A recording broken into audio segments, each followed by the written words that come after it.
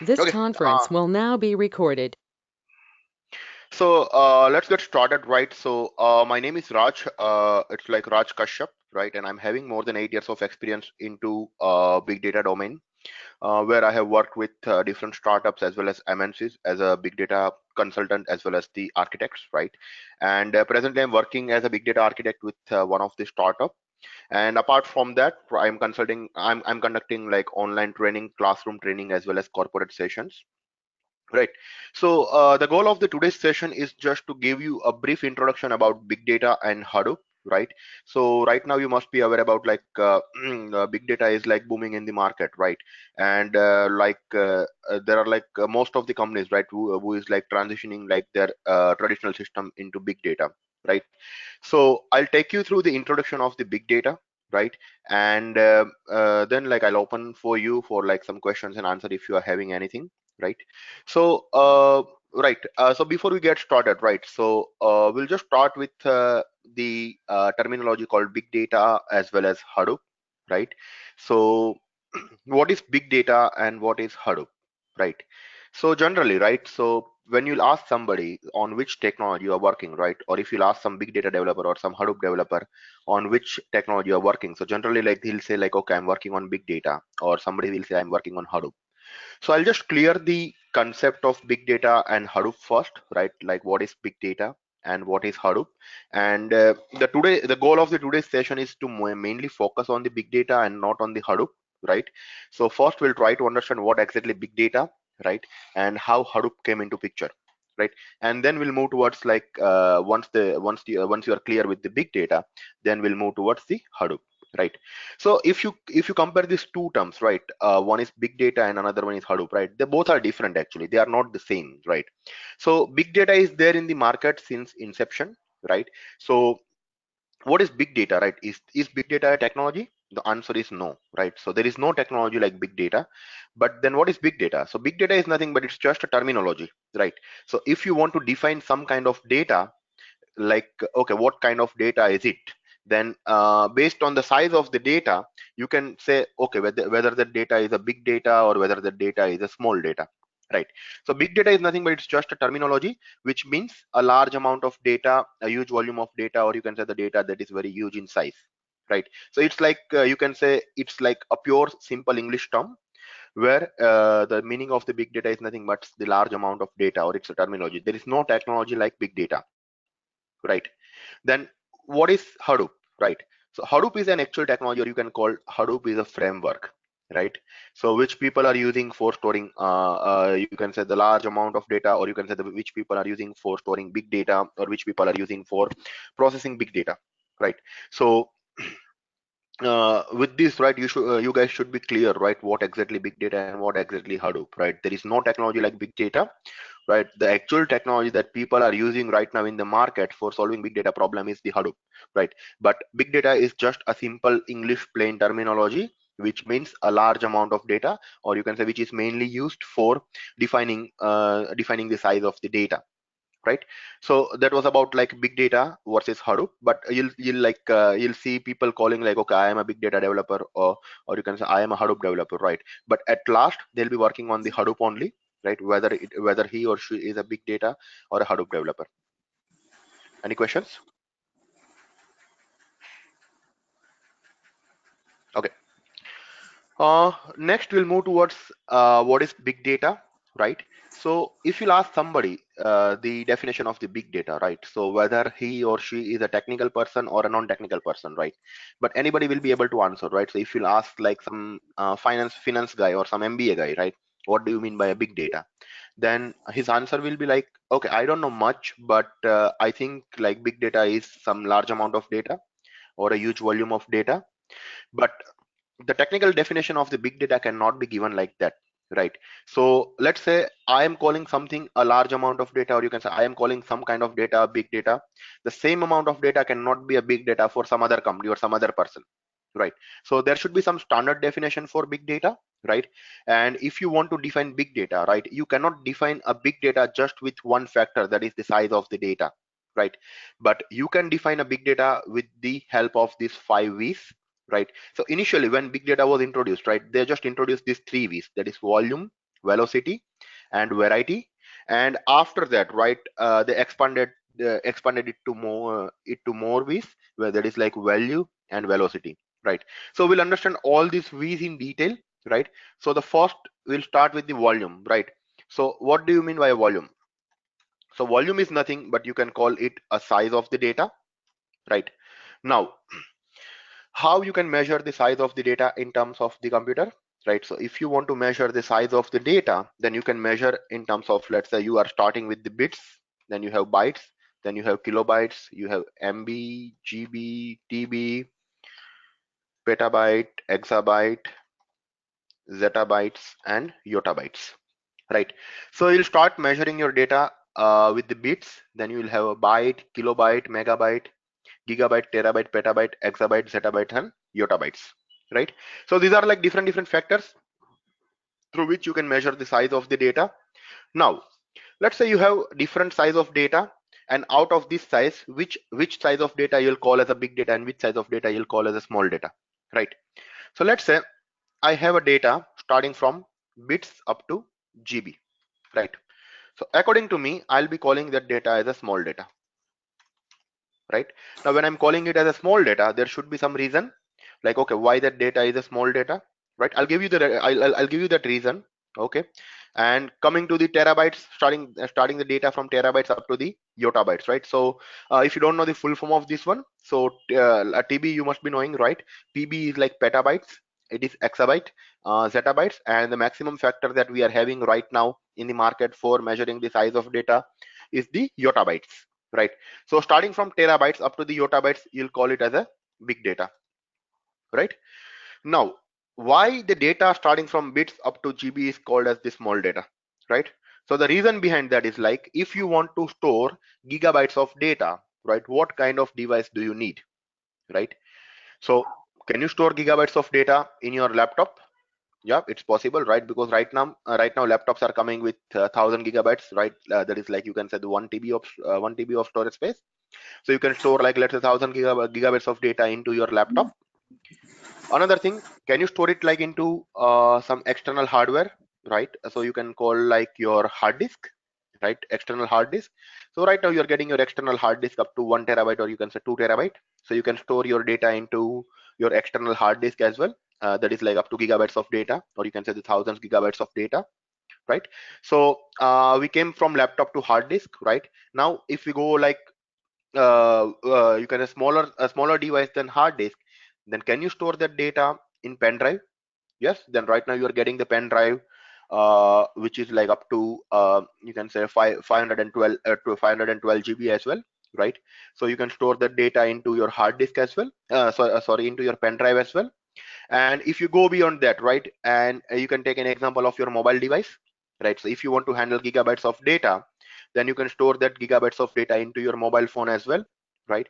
So what kind of device all these are, right? So your laptop is again a very handy device, your external hard drive is a handy device or very small device, your pen drive, your mobile device, right? So right now, starting from your laptop, right?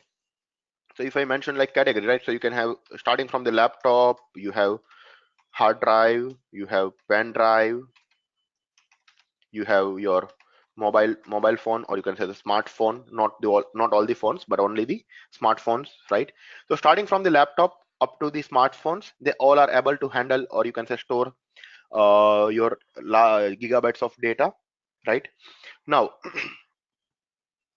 all these devices are, you can say, very cost effective right now. So if you'll go to buy a laptop, right, you'll get laptop starting from, you can say, 15,000 to 20,000 up to, you can say, the whatever amount you want to spend on the laptop. Similar to that hard drive, similar to that pen drive, and similar to that smartphone, you're getting smartphone in 5,000 as well, which you can say the 100 GB of storage space, right? So all these devices are very cheaper in price, as well as those are like very small device, or you can say those are like very handy device, which is able to store gigabytes of data and process gigabytes of data easily, right? That's why we call, let's say, starting from bits up to the GB as a small data, right? If you take an example, before smartphone came into picture, right, or before technology enhancement came into picture, right? So let's say if I give you the example of somewhere around you can say 2010, right? So in 2010, right, the smartphone came around 2008, but at that time also it was coming around with the limited you can say storage space. So it started with around 4 GB of hard drive, or you can say the 4 GB of storage, and right now you are getting up to like 256 GB, or and apart from that you are getting like expandable memory up to terabytes of space, right? So in 2010, right, when smartphone initially was introduced, it was just able to store 4 GB of data. Right now it can store 250 GB of data. If you go before that, right, so let's say somewhere around 2004 to 2005, when you had that, you can say your Nokia phones, right? Now in that Nokia phones, right, what was the memory that you were getting? So the memory was around 8 MB. Now in that Nokia phone, right, when you were getting somewhere around 30 SMS, or you were just able to store somewhere around 100 to 200 contacts, and after that 30 SMS, your memory was getting filled, right? So if you want to receive like few more messages, you had to delete your old messages, then and only then you were able to get the new message, right? So around 2005 to 2010, right, this GB was also belonging to big data. So this GB was here along with the TB, right? But as technology enhanced, right, you started getting like you can say more storage at the cheaper rate, and you started getting these multiple smartphones, pen drives, hard drives, and high configuration laptops. This GB moved from here to the small data, and after 2 years, right, so somewhere around in let's say 2021 or 2022, right, we can also see a smartphone coming up with the terabytes of space. Because when these Nokia phones were there, right, we never thought like, okay, there will be a smartphone which can store like you can say 250 GB of data. And again in 2010, when this 4 GB of smartphone, your Samsung Galaxy first smartphone came into picture, at that time also we never thought, okay, we'll be able will these smartphones will be enhanced up to you can say this 250 GB of gigabytes of space, right?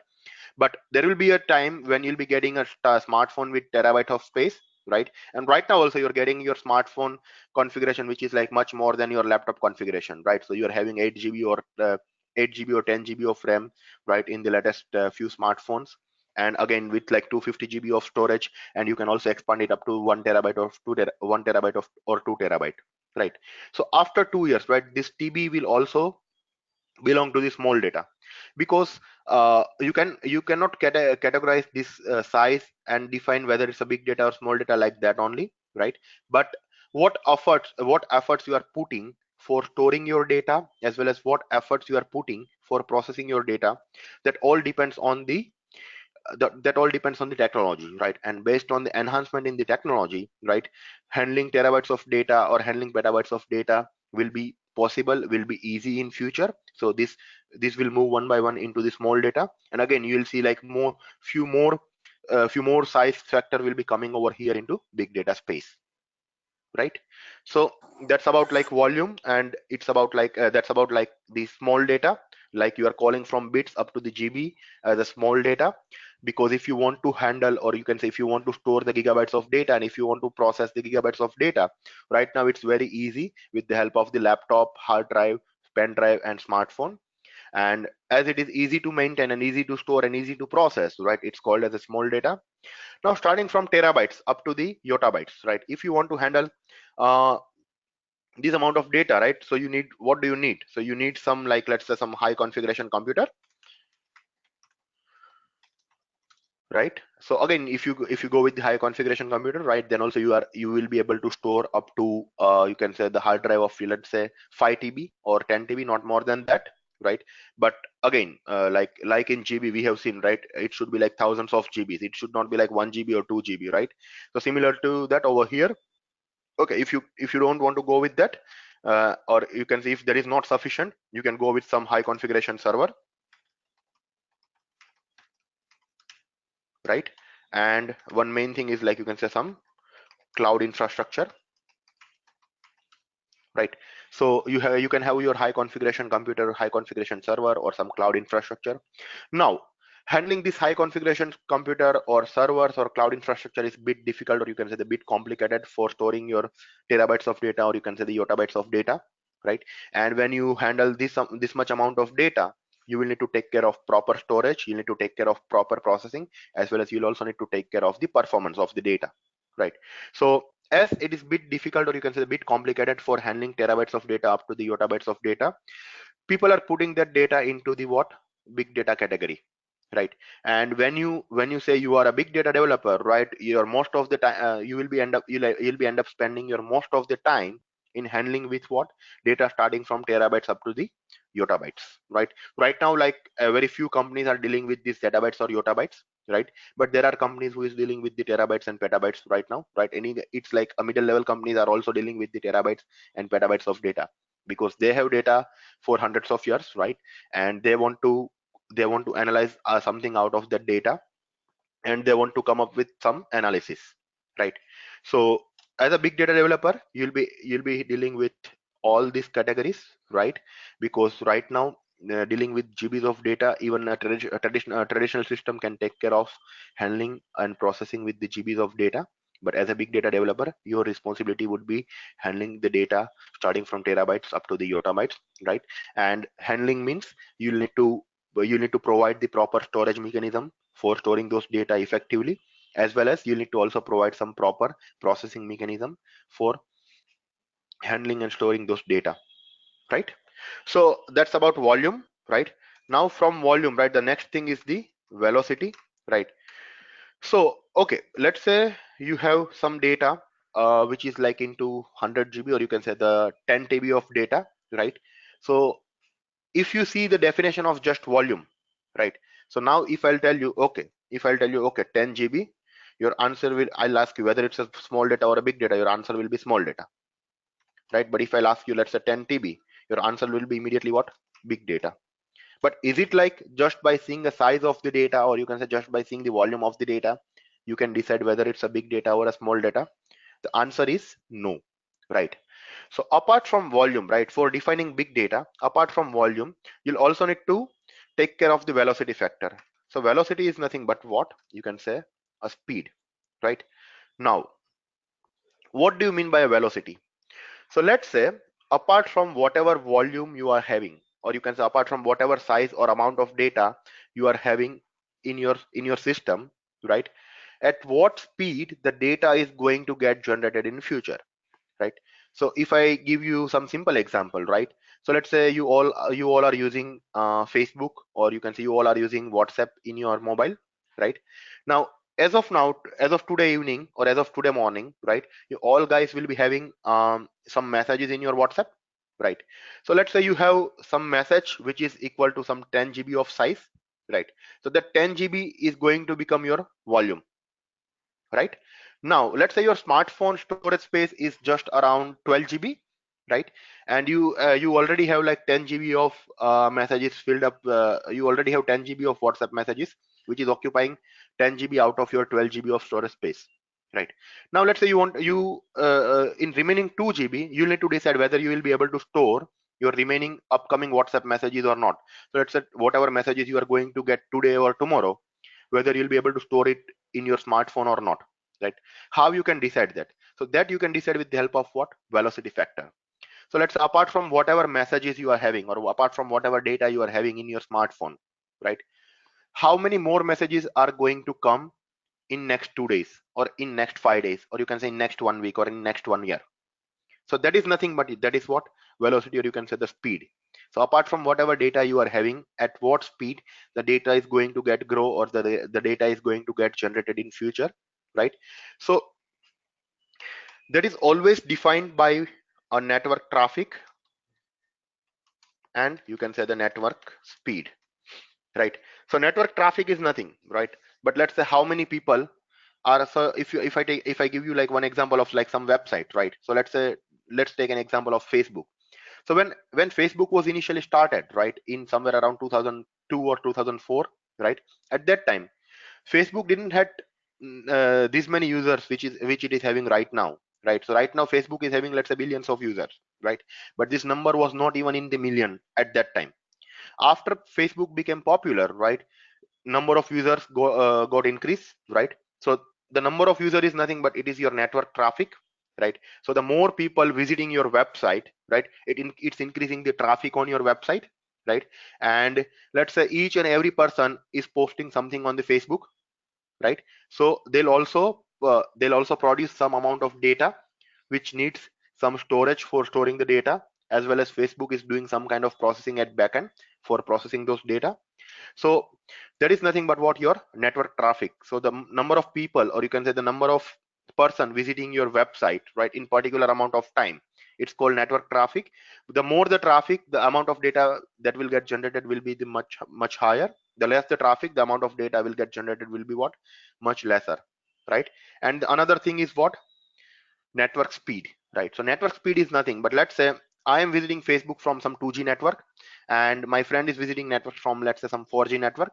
So whatever post that my friend is seeing, right, he'll be seeing those posts much more faster than what I am seeing, right?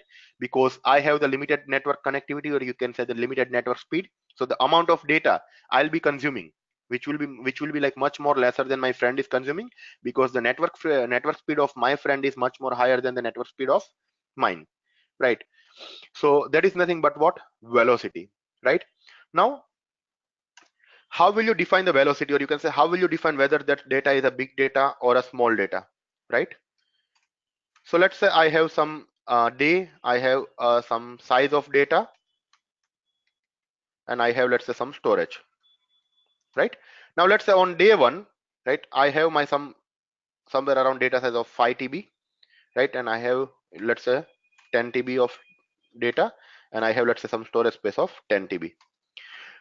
So let's say I started my system, right, from the day one. I let's say I have like some website which is like similar to Facebook, right? I have my own website, or you can say some on my own social media platform which is like equivalent to Facebook.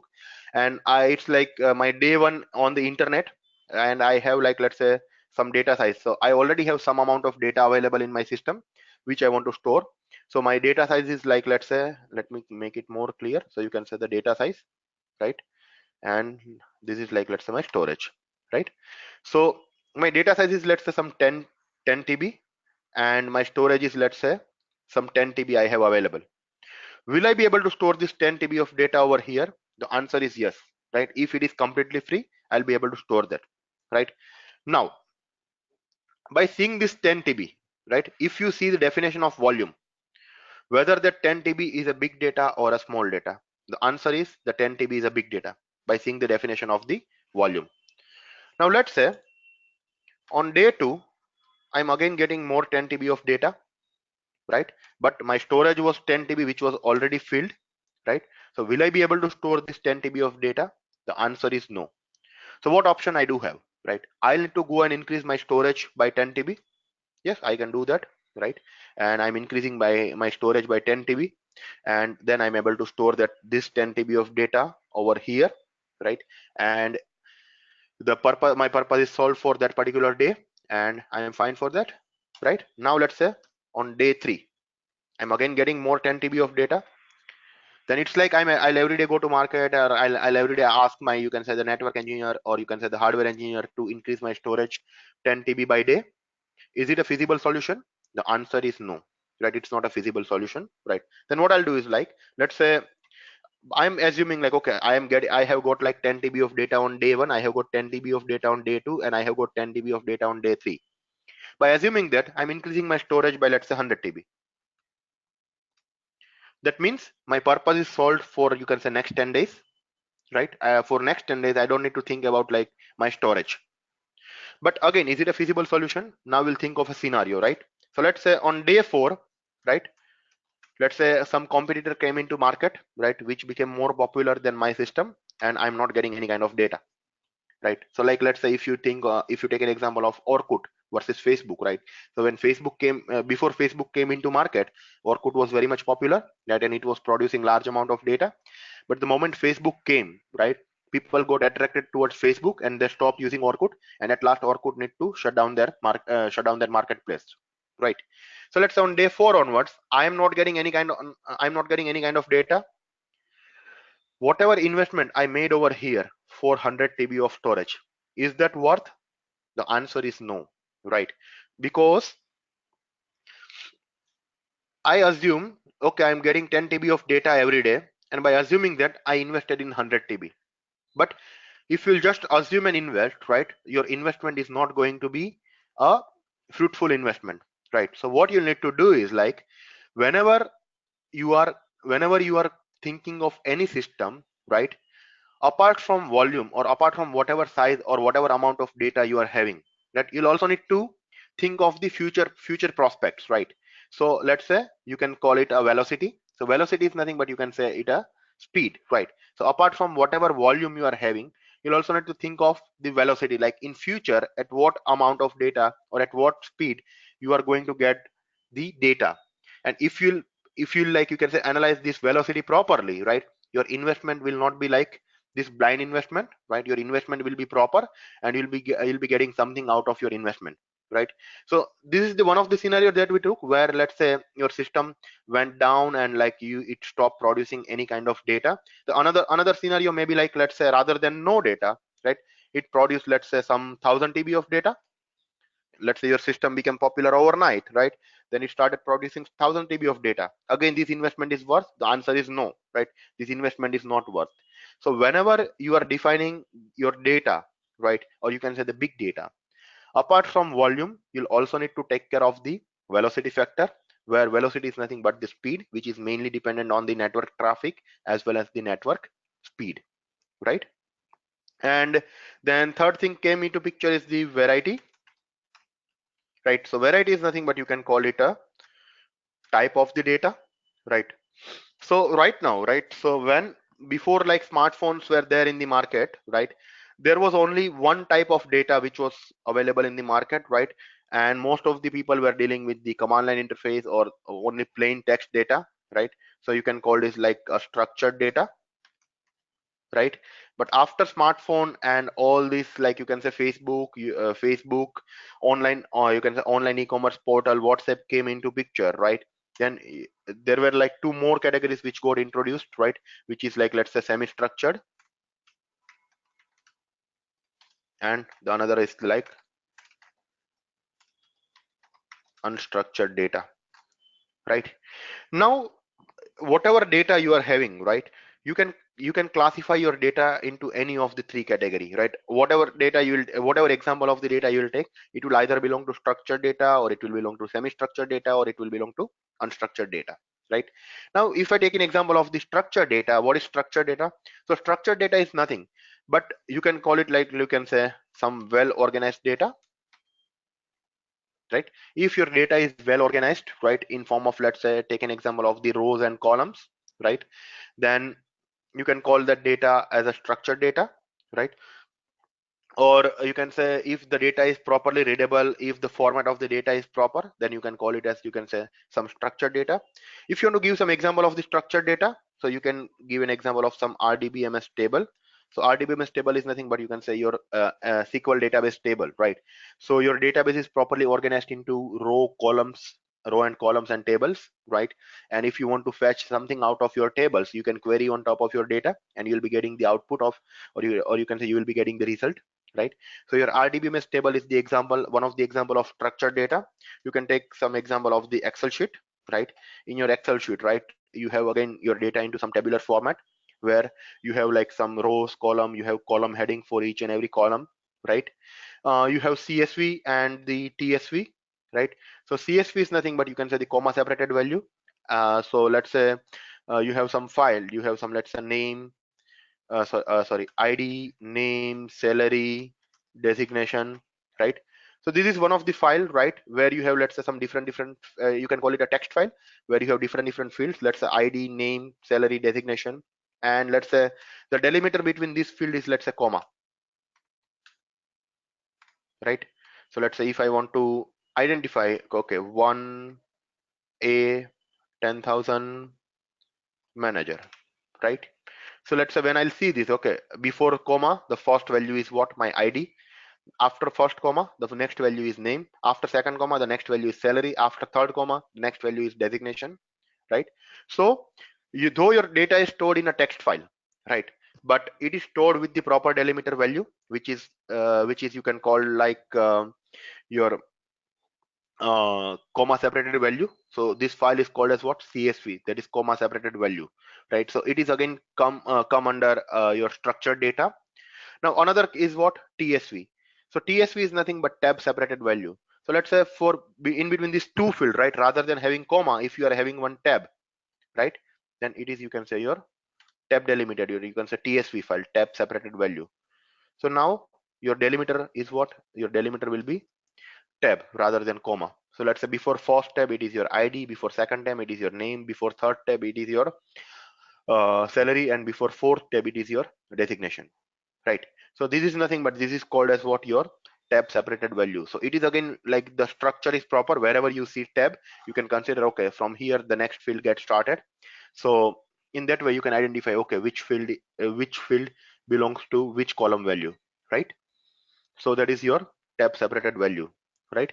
So these are like few of the examples of like structured data, right? Next comes the semi-structured. So you can say semi-structured is nothing but which is partially organized and partially unorganized. So I will give it like, let's say some partially organized data is called as what? Semi-structured data.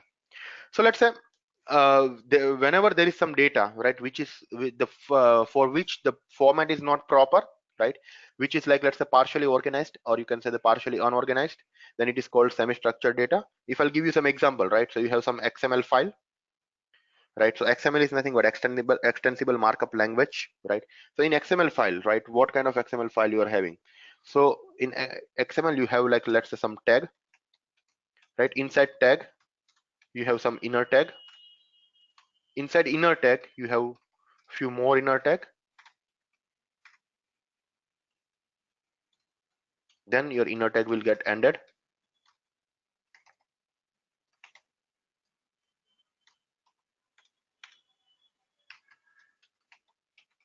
Like this you will be having,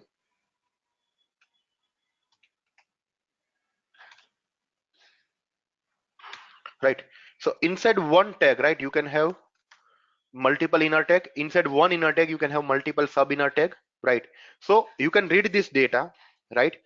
You can understand this data, but the format, or you can say the structure of the data is not fixed, right?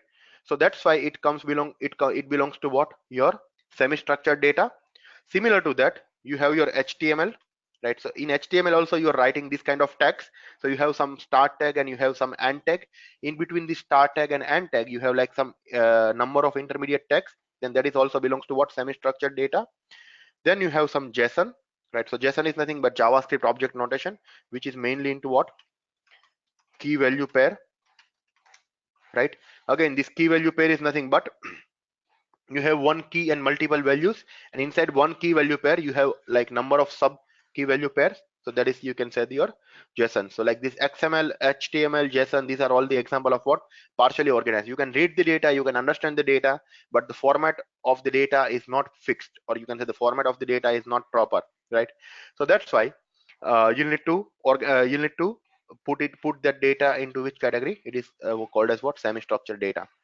Now let's say some unstructured data. So unstructured data is nothing, right? But you can take an example of the image, audio, video, and you can say the zip file, right? So this image, audio, video, zip file are belongs to what? Unstructured data. So you can call it like, let's say unorganized data, right? So now let's say what is image, right? So image is nothing but it's the combination of multiple pixels, right? Audio is like it's nothing but you can say it's generally in the waveform, right? Video is again the combination of pixels, right? And zip file is what? It's like compressed file. Now if you, let's say if I'll give you, let's say one of the pixel, or you can see if I'll give you 100 pixel out of one image, will you be able to understand anything out of that pixel? The answer is no, right? When all pixel combines, only and only after that it will form one of the image, right? And if you want to understand that image, all pixels should be together, right? So you can see that image, you can see there are multiple pixels, right? But you cannot understand like which pixel is what is the use of, you can say, the individual pixels, right? So that's why it belongs to what? Unstructured data. Now, before smartphone came into picture, right, only there was a widely used of structured data and very less use of, you can say, semi-structured data. But after smartphone came into picture, right now, nowadays, right, most of you, or you can say all of you are sending, you can send the number of images on your WhatsApp, Facebook, right? You are sending audio messages, you are sending video messages, right? So after smartphone came into picture, right, the way structured data and semi-structured data were increasing, right, the unstructured data is also going beyond the certain limit, right? And that's why you That's why like you need big data for handling this much amount of data, right? Because earlier, right, if you want to take some picture, you just had like some camera, right? And that camera was also coming up with the limited capacity, like let's say with one reel you can only take, you can say 36 photos. But right now, right, you can take like n number of photos, you can take n number of videos with the help of your smartphone. And with that, you are posting those photos and videos on WhatsApp, you are posting those photos and videos on Facebook, right? That means you are producing some amount of data, you are generating some amount of data, right? And the companies like Facebook and WhatsApp, their main intention and main purpose is like to analyze on top of whatever data you are giving, right? And showing like some fruitful result to you and make their business, right? So along with the handling of structured data as well as semi-structured data, right now in market people are also widely dealing with the unstructured data, right? And you can say the unstructured data market is like increasing like way beyond the limit, right? Because they want to analyze this video, they want to analyze the audio, they want to analyze the images that you are posting, and they want to like come up with some kind of conclusion out of that. Clear? So that was all about the variety, right? The next two factor is, let's say, the value, right? So the value is nothing, right? But you can call it like the importance of data, right? So let's say you are working for some of the XYZ company, right? And that company is having like some of your employment information, which is like, let's say, some employment ID, your name, your salary, your designation, your department, and you can say your address and some XYZ value, right? Now,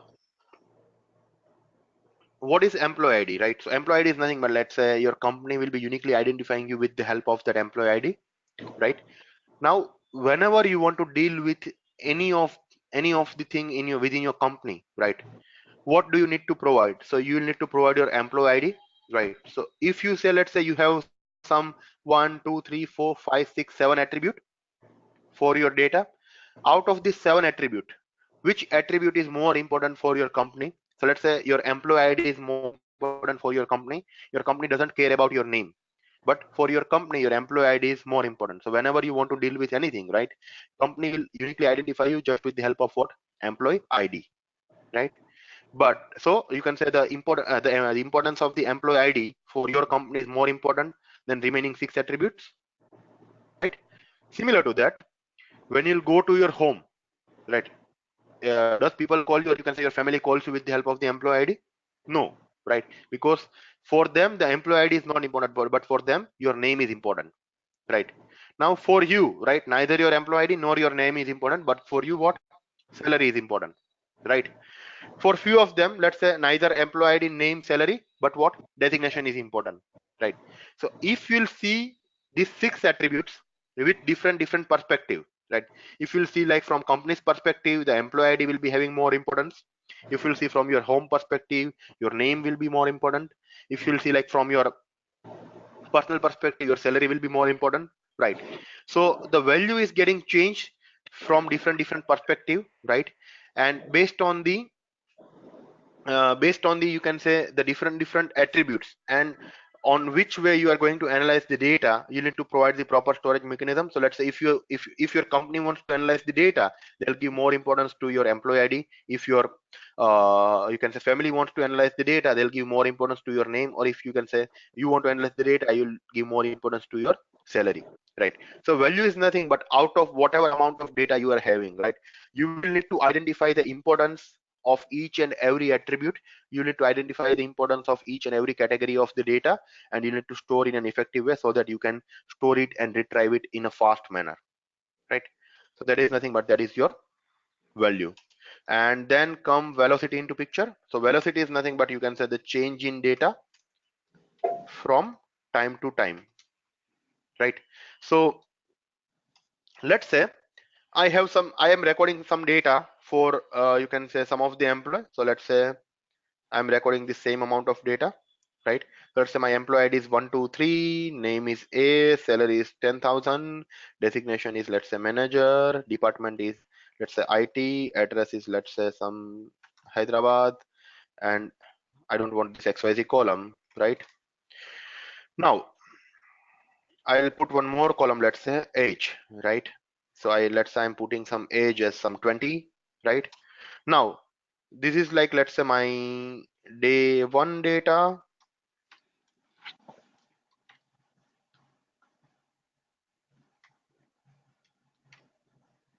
right? Now on day two, I'm recording the same information for the same employee. So let's say 123. So do you think employee ID will be changed on a daily basis? The answer is no. Name will never get changed, right? Salary will not get changed. Designation might get changed, might not get changed, but not on a daily basis. Let's say IT Hyderabad 20.01. Your age factor will get changed on a daily basis. Yes. Okay. Now let's on day three. Suddenly I see your employee ID is becoming from 123 to 321. Your name is A. Your salary is becoming 20,000, right? And you are from manager, you are becoming, let's say, senior manager. IT, let's say from Hyderabad, you are moving to Bangalore, and your age is become, let's say, 20.02, right? So when you are recording, like, let's say, some information on a daily basis, right? And you have, let's say, some certain 5 to 7 attributes, right? Out of which you need to identify which attributes are made to change on a daily basis. So let's say you have employee ID, which might not get changed on a daily basis. You have your name, which is not going to change on a daily basis. Your salary, it's not going to change on a daily basis. Your designation is not going to change on a daily basis. Same thing for department address, but your age may change on a daily basis, right? Though with the fraction of point or fraction of second, right? But it will be changed on a daily basis, right?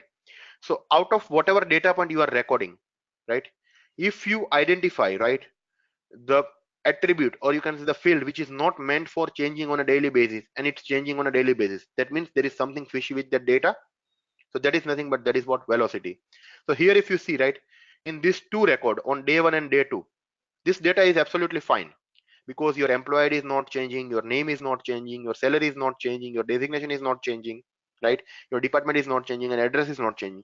What is changing? Age. That is meant to be changed, right? Because every day you'll get older, right? But if you see, let's say on day three, it's changing your employee ID, it's changing your salary, it's changing your designation, it's changing your location, or you can say the address. Again, it's changing on day four.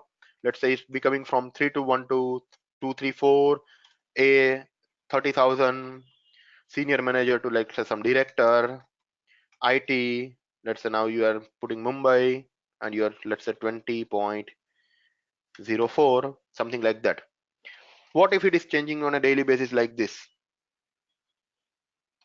Let's say 67567, a 40,000, senior director,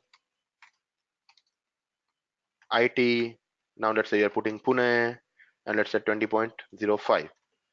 So if your data point is changing something like this on a daily basis, which are not meant to be changed, right? So it's not like people will be getting, you can say, people will get designation change on a daily basis, or salary change on a daily basis, right? Then there is something fishy with the data. So velocity means you will need to identify change in data on a daily basis, right? And then based on that, you can identify which records are the correct records and which records are the incorrect records, or you can say where there are more chances of, you can say, some fishy records, right? So that is nothing but, you can say, the velocity, which is, you can say, changing data from time to time. Any questions in, like, you can say, the introduction to, or you can say, the definition of big data with the help of the 5 V's, that is volume, velocity, variety, value, and velocity. I'll open up for a question for 2 minutes if, like, anybody is having any question.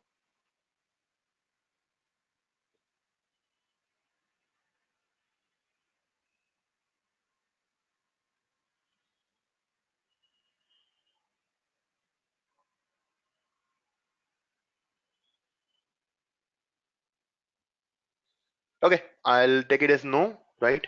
And we'll move forward. Yep. So now, the after, like, you can say, the definition of big data with the help of the 5 V's, right? The next thing comes into picture is, like, problems with big data, right? So what are the main problems with big data, right?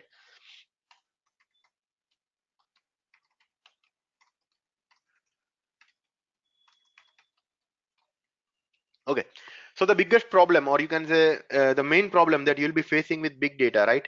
So if your data will go or you can say if your data will get increased day by day in this wild manner, right? The first most problem, right, that you will be facing is like storage problem, that where will you store that data, or you can say how to store the data, right? And the another problem that you'll be facing is like the processing problem,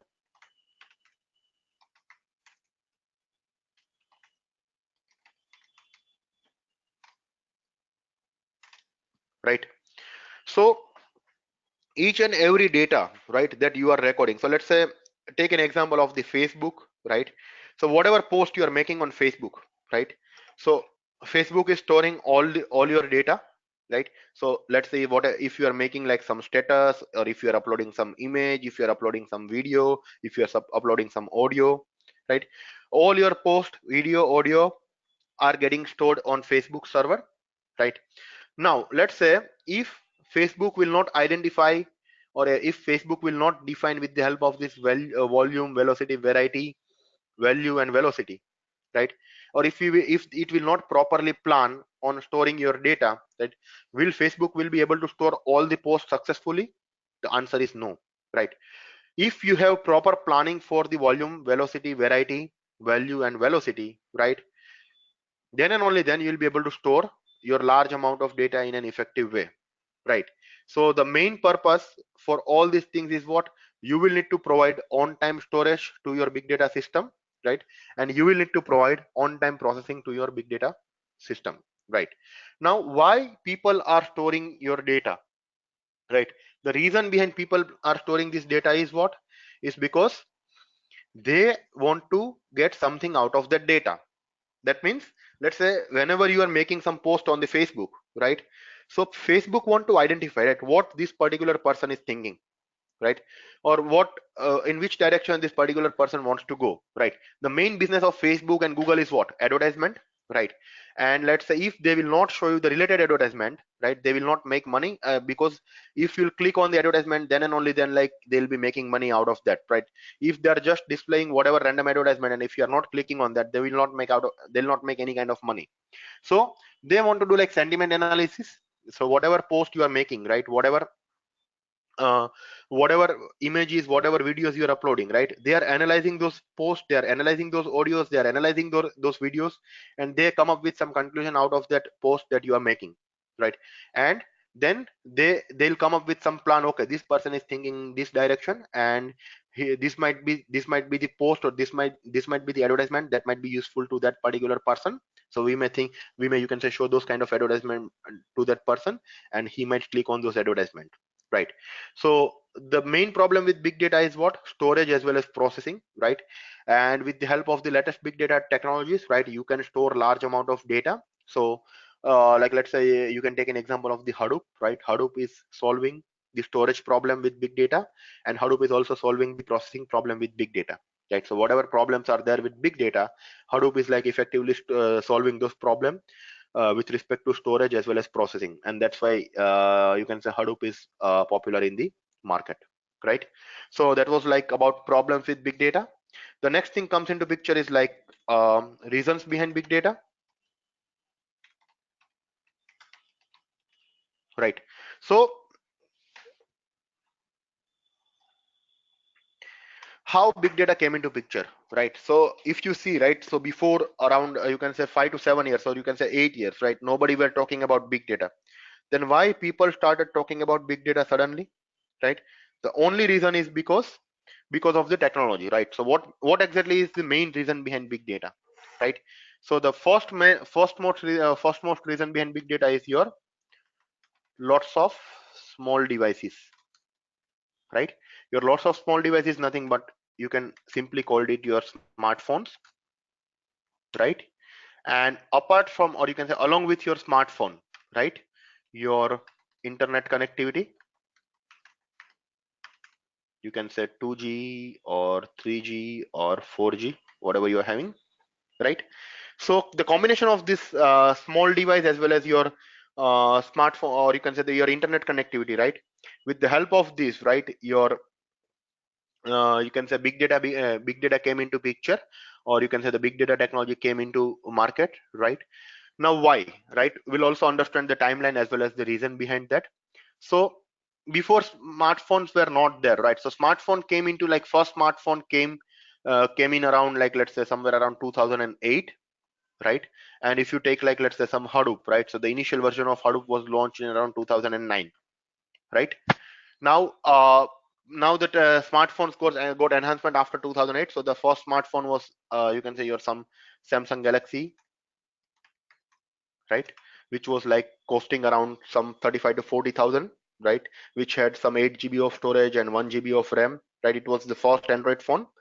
Now let's say after the and after you can say the introduction to the Android, right, what happened is like uh, they made that platform as like the data collection platform, right? So if you see your Android device, right, or your iOS device, whichever device you take, right, whenever you are installing any of the application, right, they're asking you for certain permission.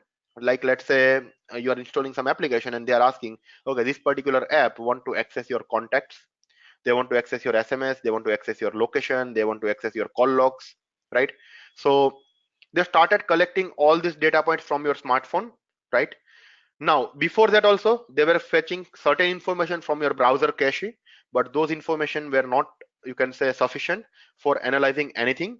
And moreover, right, if let's say if smartphones are not there, right, and if you need to like surf internet from your laptop, right, or from your computer, right, you won't surf like for entire day, right?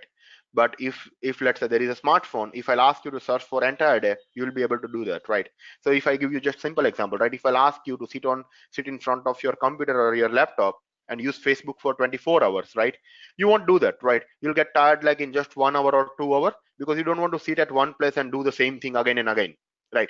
But if I'll give you the option, okay, rather than doing it in your laptop, do it in your smartphone, right? Then you say, okay, I'm okay, right? I'll be roaming, right? I'll be checking my Facebook like on every 5 minutes or every 10 minutes, or I'll be checking my WhatsApp on every 5 minutes or every 10 minutes, right? And then you'll be okay with that, right? So with the lots of small deals or with the smartphones, right, the usage of the social media and the e-commerce portal got increased, right? So before smartphones were not there, right, you were not using Facebook that much, you were checking your Facebook account at least hardly like once in a day, that to like for 5 minutes or 10 minutes. Plus you are not posting so much, right? So earlier, right, you were just making some status post or some photos post once in a while. But right now, let's say you're going to some of the restaurant, right, you're putting photo, your check-ins. If you're going for movie, you'll be checking, right? If you are you also have the functionality of like let's say Facebook live. So if you're going somewhere, right, you'll be making your Facebook live, right? So with that, right, you started using like your social media account in much more, you can say, much more different way than you were using earlier, because you are not like, let's say if you're going to restaurant, right, if smartphones are not there, you won't open your laptop for check-ins, right? But with the help of the smartphone, right, you can check in just with the help of one click, right? So people started using this social media in much more wider way with the help of the smartphone, right? And another combination with the smartphone is the internet connectivity, right? So right now, right, when you are using Nokia phones, right, at that time internet was not that much important. But nowadays, right, with your smartphone, internet is also like equally important. Because if somebody will ask you, okay, here is your phone, but you can't use the internet, right, you are not going to check your phone after 1 or 2 times, right? Because without internet your phone is useless, right? Because if you want whatever you want to do with your phone, right, let's say if you want to check Google, Facebook, or you can say WhatsApp, right, Twitter, anything you want to do, without internet you can't do anything, right? So the combination of the smartphone plus internet is the main reason behind generating big data, right? And if you'll go by the history, right, or if you'll go by the example, right, so one of the example I gave you is of like Facebook, right? So earlier you were using Facebook hardly once in a day, and you were posting very limited. But nowadays, right, you are checking your Facebook after every 5 minutes or 10 minutes or 1 hour, right? Wherever you are going, you are doing check-ins, you are posting photos, you are posting videos, you are posting audios, similar to that, right? Before smartphones were not there, right? When you are using your Nokia phones, there were like simple SMS, right? Now you are hardly getting 100 SMS per day, right? And you are only sending that many messages only per day, because if you are sending more messages than 100, it was costing you around 2 rupees or 3 rupees per SMS, right? But now after WhatsApp came into picture, right? So WhatsApp is nothing again, smartphone plus internet connectivity, right? It came into picture, right? You are not even counting your message before sending, right? And again, the pattern of sending your messages are also got changed, because earlier you were sending messages like whatever you wanted to write, you were writing into one single message, like let's say hi, hello, how are you, what are you doing, right? That was like one single message earlier, and you were sending it to the sending it to whomsoever you wanted to send, right? But right now your hi will become one message, hello will become another message, how are you will become third message, and what are you doing will become what, your fourth message, right? So with that, right, your pattern also got changed, because of what, earlier it was costing you money, now it's not costing you money, right? What it's costing you is just smartphone plus your internet connectivity. So you're again, you are getting, you can say, unlimited internet nowadays, right, along with your smartphone. So that's the way, right? People started using more using smartphones and this internet connectivity. Similar to that, if you take an example of the e-commerce portal, right? So earlier you were not making online shopping, but nowadays all of you are making online shopping, right? Whether you are doing shopping or not, it's a different thing. But let's say when you are using Amazon, right? Oh, sorry. Let's say when you are, let's say, entering to Amazon, right? Now, the moment you are entering to Amazon, right? Let's say you are visiting some product one. So let's say iPhone 7 you are visiting, then you are visiting iPhone 8, then you are visiting iPhone X, then you are visiting iPhone 11, then you are, let's say, exiting from their portal, right? Now you must have noticed this thing, right? Let's say you are going to your Amazon application, right? Or you can say your Amazon mobile apps, right? The moment you are entering to your Amazon portal, right, whatever product you are visiting, right, they are recording all this information at backend, right? So it's, you can say, generally called as clickstream analysis, right? Now whatever clicks you are making, whatever clicks you are making inside your Amazon portal, they are recording everything. So let's say you enter into the Amazon, you got, let's say, you clicked on the iPhone 7, then you clicked on the iPhone 8, then you clicked on the iPhone X, then you clicked on the iPhone 11. You are not buying that iPhone from that, you are just directly exiting from their portal, right? Now what will happen is, like, the moment you are exiting from the portal, right, though you are purchasing or not, have you ever notified, or you can say, have you ever noticed, let's say Amazon is sending you the notification, let's say buy iPhone X from this and get, let's say, this much offer, or you can say this much discount on this bank credit card, right? Do you think each and every person using Amazon is getting the same notification? The answer is no, right? Because whenever you are entering to their portal, whatever activity you are doing into Amazon application, Amazon is recording all the information that you are visiting over there. The moment you are exiting from their portal, they'll start analyzing those information, right? They'll come up with some conclusion. Okay, this person entered into the Amazon, he visited iPhone 7, iPhone 8, iPhone X, iPhone 11, and he exited. That means this person is like interested in buying the iPhone, right? And they'll analyze this information after your exit, and then they'll send you the push notification, and they'll make sure, like, they'll give you some kind of offer, so that you buy that particular product from Amazon rather than, let's say, buying from their competitor, right? The reason behind this analysis is, like, they want to, like, retain their customer, right? They want to give as much offer that they can give to the customer, and they don't want their customer let go to some other competitor, right? Now let's say the notification that you are getting after this analysis is, like, in, like, let's say, a couple of minutes, right? What if the Amazon is sending you the notification after 2 days or 3 days, right? There might be a chances, like, you might have already purchased this product from their competitor, or some, you can say, some other e-commerce vendor, right? So that's of no use, right? So what is important for big data system is, like, so let's say, like you, right, there will be like thousands of users who will be visiting the different products on the Amazon, and Amazon will be analyzing, like, analyzing the data for all thousands, or you can say the millions of customers, and then it will be sending it the notification to each and every customer, right? So whenever you are dealing with the big data, right? So Amazon is also dealing with the big data, Facebook is also dealing with the big data, and all other, you can say, these big vendors are dealing with the big data, right? So what you need is you need like on time storage, and you need on time processing, right? So whenever you are dealing with big data, you will need to provide on time storage, as well as you will need to provide on time processing. So on time storage means, let's say whenever person is visiting your portal or person is in your portal, right, you will need to store all this information on time, right? The moment this person is exiting from your system, you need to start processing that information. You need to come up with your analysis within a minute or two, and then you need to notify the customer.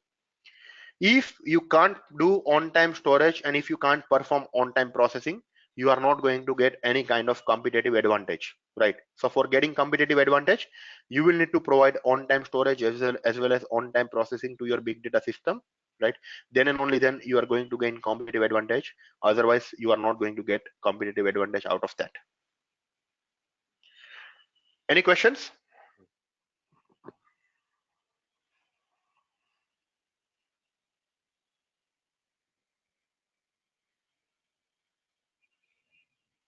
Okay, so now coming to the future of the big data, right? Or you can say future of Hadoop.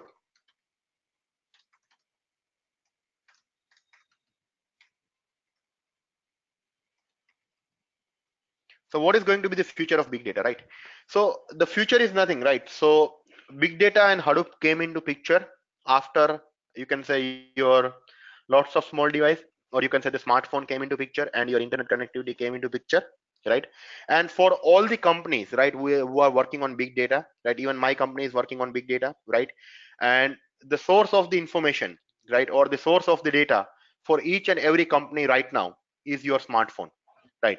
Because the smartphones that you are using, right, it's providing, you can say, you can say it's sharing each and every information with the companies or with the application that you are using, right? So right now each and every company, right, is interested in developing their own mobile application. With the help of the mobile application, they are interested in you can say getting your data. They are interested in like what you are doing from your smartphone, right? They are interested in getting your message. They are interested in getting your contacts, call logs, locations, and what post you are making on the social media, right? So until and unless the smartphone is there in market, right, until and unless this internet connectivity is there in market, right, big data and Hadoop is going to lead the market, right? Because that is the main source of information or the main source of data for any kind of system. And the moment, or you can say the time till smartphone and internet connectivity will lead the market, your big data is going to lead the market. Because people will keep producing the data, right? If somebody will ask you not to use social media, it's not safe, you are not going to stop that, right? You are going to use Facebook, you are going to use WhatsApp, you are going to use Amazon, you are going to use Flipkart, you are going to use Walmart, right? So until and unless you are going to use all this platform, right, until and unless you are going to use your smartphone, right, you will keep producing the data, you'll keep generating the data, and that data is going to be helpful for one or the other company, right? Because by giving you more offer or more options on the mobile applications, right, what they are getting in return is like your data, right? And out of your data they want to analyze something, right? And they want to come up with some analysis, right? They want to share their analysis with the different vendors, right? And they want to make their business. So till your smartphones, till your internet connectivity is there in the market, big data is going to lead the market. And no one can stop, you can say, big data from leading the market, right? But the only thing is like the technology within big data will get enhanced, right? So earlier, right, when big data was introduced, it started with the HDFS and MapReduce. Then you can say this HivePick came into picture. Then this you can say Spark came into picture. Then you have like this Flink drill, right? So if you want to be in big data, you need to keep yourself updated, right? You need to keep learning new technologies, right? But yeah, it's going to lead the market, right?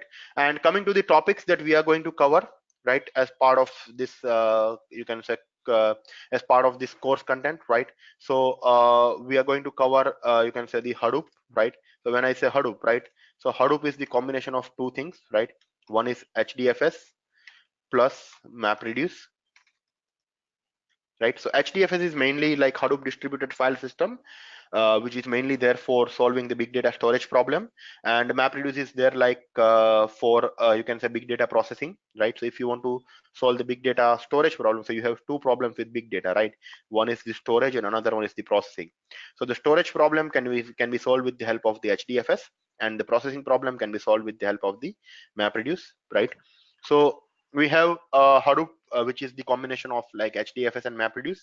You have a Hive, which is you can say the query language, right? So it is again a wrapper on top of MapReduce. So whatever you are doing in MapReduce, if you want to you can say do it with the help of the one single query. So like in MapReduce you need to write a Java code for hundreds of lines, but if you want to do it with like you can say one single query, then you can do with the help of the Hive query language, right? Then you have a Pig, it's like a scripting language,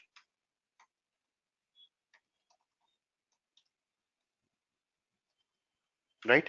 You have Hive Pig, you have HBase, which is you can say a NoSQL database, right? You have a Scoop, which is a ATL. You have Flume, which is you can say the streaming data extract tool.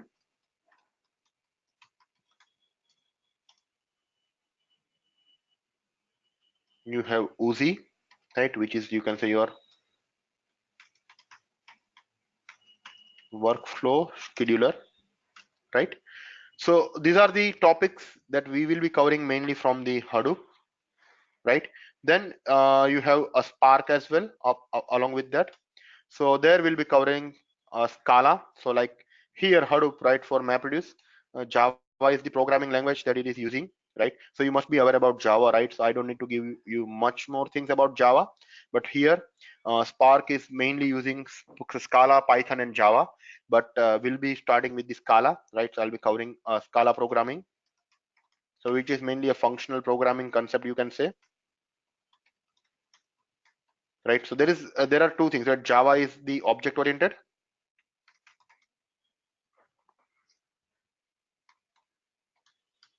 and Scala is the functional programming, right? It's supporting object oriented, plus along with the object oriented it is a functional programming, right? You have multiple frameworks of Spark, right? So one of the framework is, let's say, Spark Core, where you have the concept of RDDs, right? You have a Spark SQL, where you have the concept of data frame. You have a Spark streaming, where you have the concept of streaming data, or you can call it, let's say, D streams, right? Then we have like one of the messaging tool that we'll be covering, introduction to the, that is your Kafka, right? So Kafka is like very much popular messaging tool right now in the market that we'll be covering, right? So here is like we'll be starting with the Hadoop, right? Because Hadoop is the base, right? Where you have, we'll start with the HDFS, MapReduce, Hive, Pig, HBase, Scoop, Flume, and Uzi. Then we'll move towards Spark. Then we'll move towards the Kafka, right? Now, apart from the development part, right, we're also covering the basics of admin. So basically, when you go for Hadoop, right, there are two different roles, right? So you have Hadoop developer role and you have Hadoop admin role, right? So developer will be mainly dealing with all the components, and mainly into development using the programming language like Java or Scala or some SQL, right? And admin is like mainly the installation of all the component, or you can say the configuration, right? And the main thing that admin needed is like Unix knowledge, right? Some basic networking knowledge, and it's good to go, right? So we'll be covering like installation of each and every component, which comes under the admin part, right? And we'll also be covering like end-to-end development part, which with the help of this Java, Scala, and SQL, right? Again, Unix commands are like basic Unix commands are important over here as well, and that's only commands. You don't need like shell script knowledge. Only like Unix commands are you can say more than enough. I'll open up for a question now, right? If anybody is having any questions, right? I'm open for that.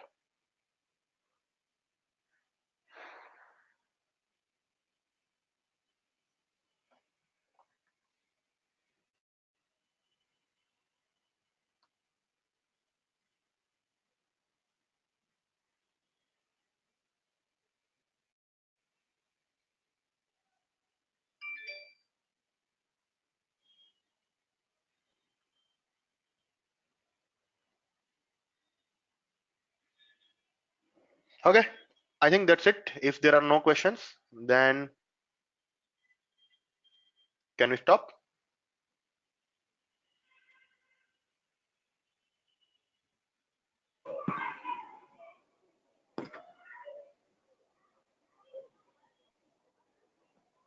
Any questions, anybody? Yeah, hi Raj.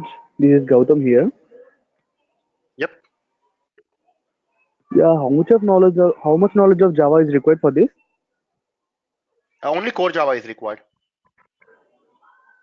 Without Java, can't we process this?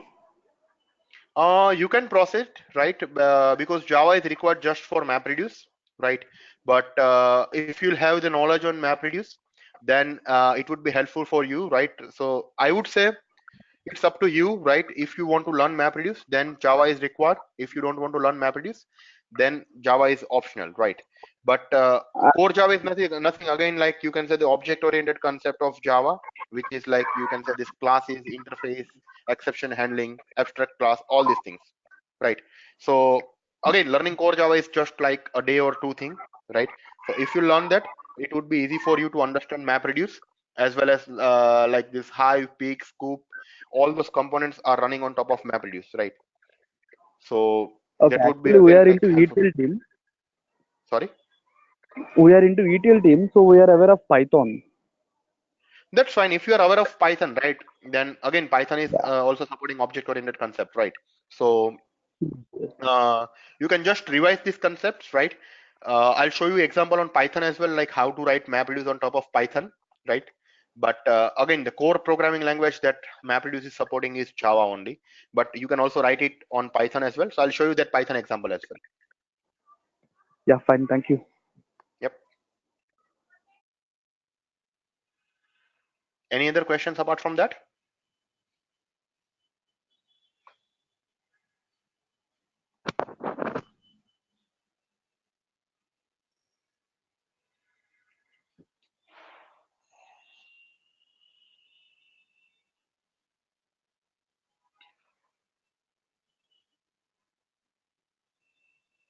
Okay, I'll take it as no, and we'll stop it here, right?